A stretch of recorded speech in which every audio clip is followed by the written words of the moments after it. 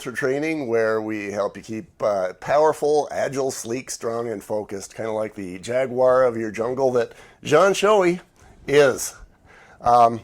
We've got an interesting one this time around, one that I believe that you are, kind of a guru on. I've seen you at work, me as the home inspector, you as the realtor. And as far as the negotiations game goes, you're kind of the guru. I've seen you do that song and dance with with your clients in a way that is so straightforward, so honest that they just appreciate you. That's what they tell me. Thank you. So here's the $64 question. How do you do it? Well, the main thing is, first of all, you have to look at what you're negotiating about. Is it about the price of the home? Or is it the price of the repair? Or finding a real objection of your client, why they want what they want, and how important that is to them. Okay. Once you recognize that. So you got to know your client first. And you have to not get emotionally involved. Oh. The most mistake the realtor do, they get involved with emotionally. And over a toilet leaking, they lose the deal because they get emotionally involved rather than say, our job is to solve problems, to come with a solution and calming everybody down.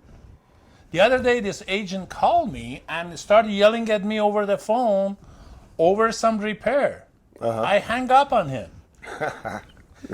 He called me back. Did you hang up? I said, yes. Seems like you're having a bad day. Our job is not to yell at each other. We're here to make a transaction work.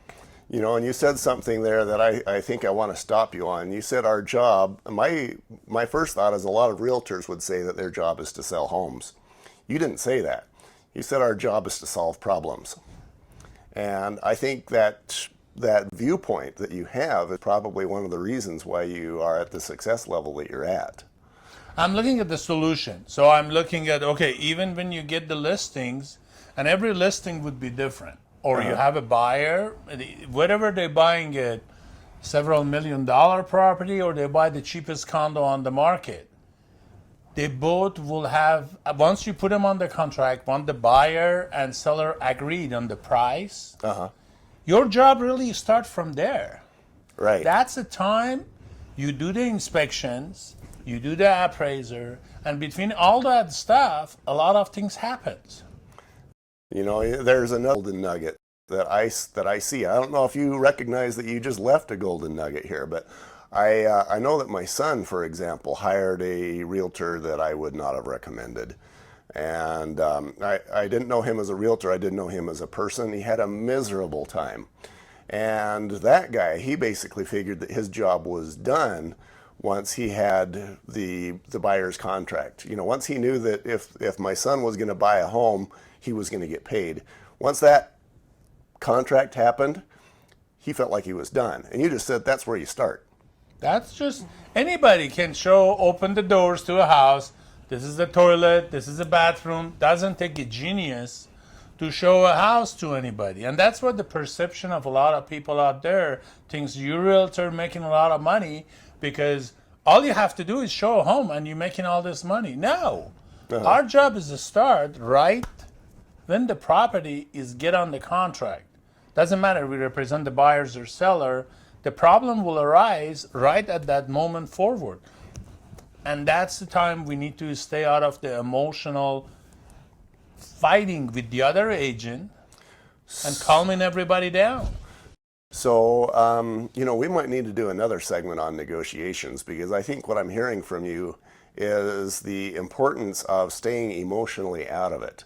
Now, I have my own story, and I want to give you as much time as possible in this segment, but my story was one where the realtor came up to me and he said, hey, I really need this deal. And I understand that people have bills to pay, but that meant that anything that potentially threatened the deal was threatening to him. Oh, don't kill the deal because Right. I need the money? Right. What kind of representation is that? Yeah, really. So we had this minor thing on the front of the house. It was kind of a lattice, sort of a Swiss sort of a thing, but you had these 8x8s that were kind of checkerboard style, and they weren't attached to anything. So, you know, a little bit of an earthquake, this whole 8x8 system falls off the house. And then you've got stucco that's in this grid that may or may not hang on. And he was insistent. He saw his deal starting to fall apart because he saw his buyer be nervous. And I thought, hey, don't do this. And so not only, you know, he was saying, no, that's not a problem. I'm saying, hey, it might be. He said, no, that's not a problem. And now his buyer is saying, hey, I don't trust you. So not only did he lose that deal, but he lost the client as well. Well, that's the main thing. So once you put your interest ahead of your client interests, you're not good to be in this business. That's the way I look at it. My money come once my client get the home they want, and I want to get sure they want the home they're getting after the fact. Get the home they want, and then they want the home they got. They got. Because if I force them to something, and I told guard, here, guard, cover this for me.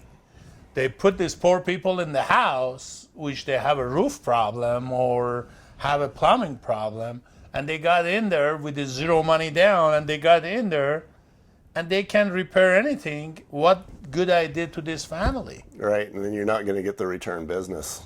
Yeah. That's what you know, my business is what? 90% referral. Right.